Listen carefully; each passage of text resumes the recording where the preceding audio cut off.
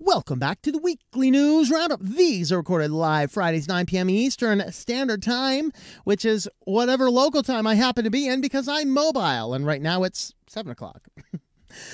But that being said, you can catch the show live, watch it all happen, and interact with the comments and everybody else. So with that, let's go ahead and dive right on in. First and foremost, iOS 15.2 adds an option to scan nearby for Airtags and find my enabled items. So in other words, now our society is so crazy that you actually have to install an app on your device and routinely scan for people who might be stalking you with digital trackers.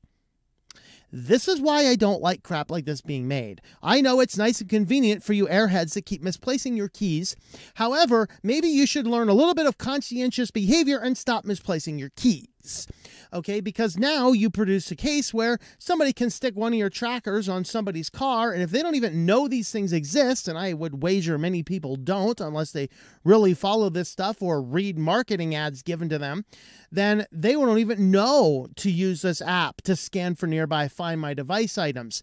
Also, not to mention that there was also a breach. We did talk about this a few weeks ago in the weekly news roundup, where hackers figured out that Apple did not sanitize the input fields for the Find My Devices. And when you scan the device to say, hey, I found the device, it was very possible for them to infect your device with malware.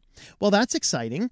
And so be careful with these things. It's better if our society doesn't have these, but hey, at least you guys using Apple on iOS 15, you can now scan for my trackers around you on a regular basis. Are we all going to need to start wearing those bug detectors around that you see in the spy movies? Oh, you gotta scan you for bugs. Make sure you're not wired, you know.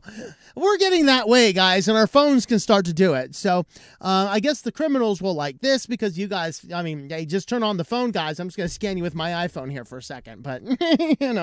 So there you go. At least we have some tracker protection, but whatever. Well, Israel escalates surveillance of Palestinians.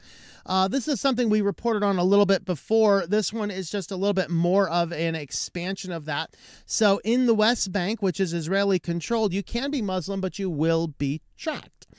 Because of course there is this constant, you know, several thousand-year-old war between these guys, and so there you have it. It's not several thousand to be technical, over 1,000-year war with these guys, and basically Israel has been doing broad surveillance, utilizing facial ID, and then basically creating a Facebook, kind of like, you know, the Facebook. Drop the. All right, so they get basically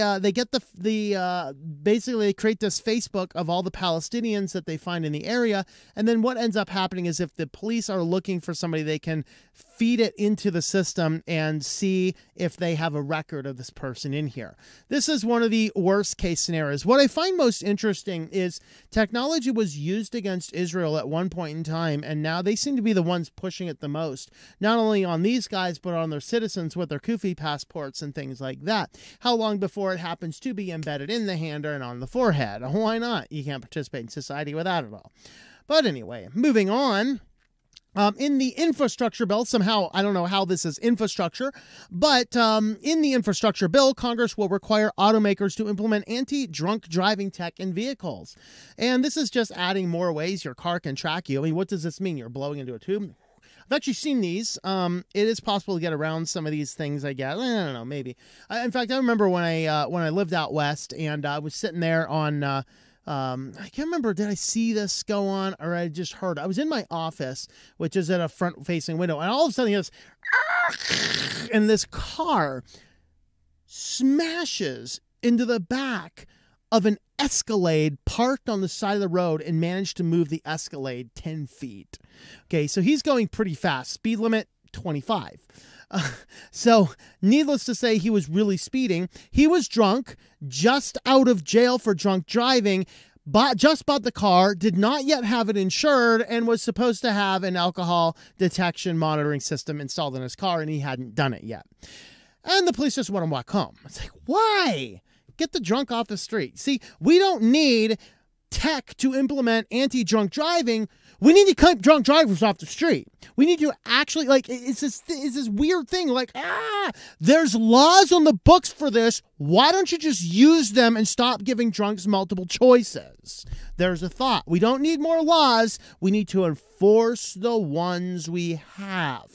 So now all of our cars, and they are saying the infrastructure bill has by 2026, all cars are going to have this. The question is, do you have to retrofit your old vehicle, or is it just any auto vehicle after 2026 have it? And that's kind of the way I think that the way the car laws generally go is any vehicle after 2026. So there's going to be a huge run on cars in 2025 if you are intelligent, and make those things last as long as conceivably possible. Like buy extra parts that are known to break down so that you can fix the car prior to buying something that you have to breathe into. Yeah, I don't touch alcohol, you morons. Why don't you have a button for that? Don't touch it. Stop it. We don't need to trace the entire country for alcohol when drunk driving is, yes, it is a killer, but it is not like every person on the road is drunk driving. Okay?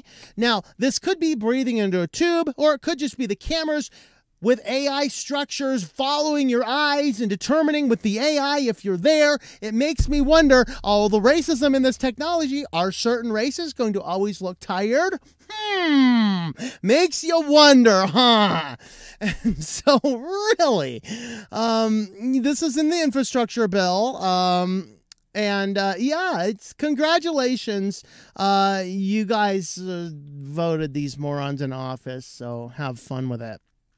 And on our final article, Zuckerberg has his meta universe, of course, and as many types of technologies, if companies start implementing this, it may mean people that even have a general aversion to Facebook properties will be forced to participate. Think of your kids with the school Google accounts. Do you realize that while you might be trying to teach your child how to be private on the internet, and you should, your school has gone to Google, and despite Google not needing any of this information to provide any of the services, your school has already given your child, Google, your child's first name, their last name, their address, your phone numbers, their birth date. All of this information is handed to Google about your child. You had nothing to do with it. The school district, it's for the convenience. Oh, Google won't hurt anybody.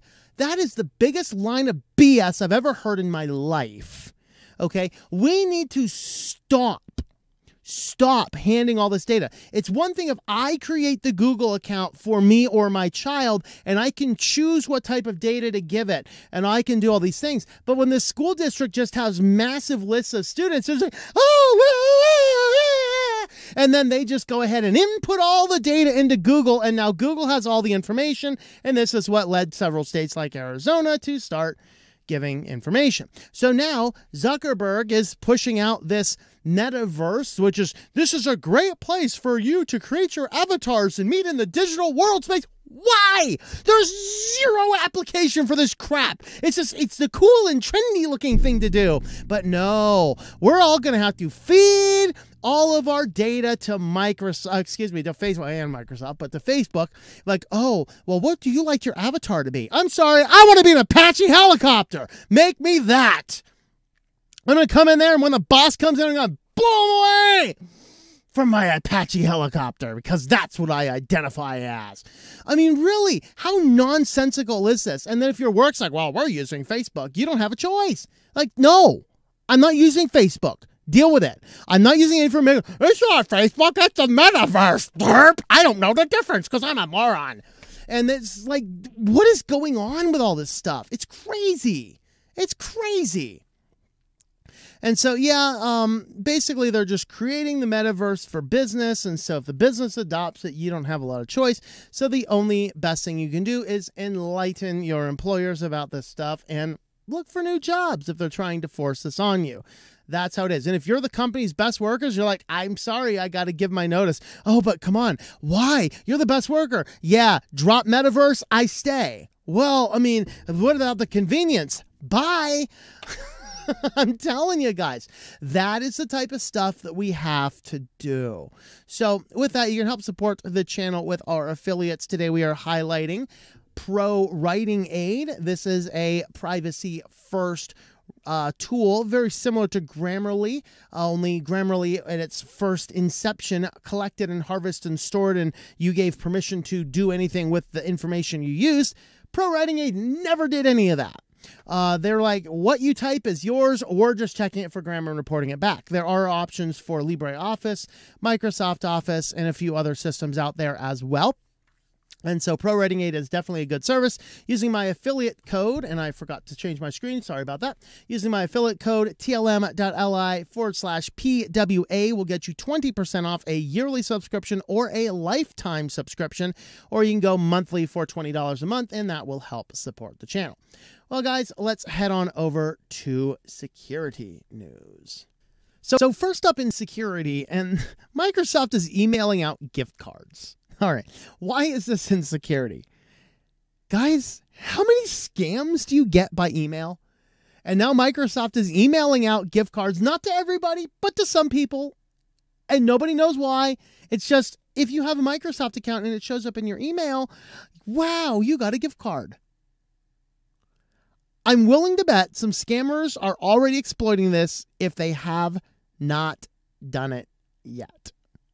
Because these scammers are really good at duplicating emails that will make it look like they're coming from the company. And if Microsoft is doing this, that's kind of frightening.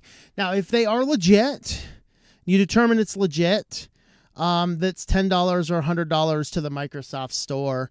So there you have it, guys. Maybe it's just trying to get people into it. I don't know. Well, Robinhood says a set of data of 7 million customers was exposed in a security incident earlier this month.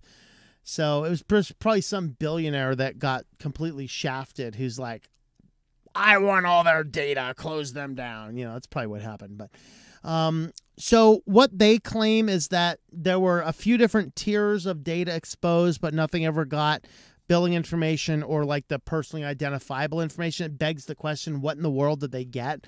They're being very coy about what they got, but they said, but it wasn't credit card numbers or social security numbers or bank numbers. So they said it wasn't that. Company says no customers have suffered financial losses or all the attack. Yeah, a month ago. Guys, they don't steal your information and then use it at that second, you know. For around 310 people, the attackers were able to dig deeper for additional personal information, including date of birth, zip codes, and more. 10 people had their accounts compromised in a more extensive way, but they still won't tell us what that means. So if you are using Robinhood, make sure that you're not caught up in that stuff. That sounds fun. All right, Booking.com was reportedly hacked by a U.S. intel agency years ago. And nobody ever told anybody. They're like, well, the U.S. agency didn't steal anybody's personally identifiable information, so we never bothered to disclose it. Well, that's exciting.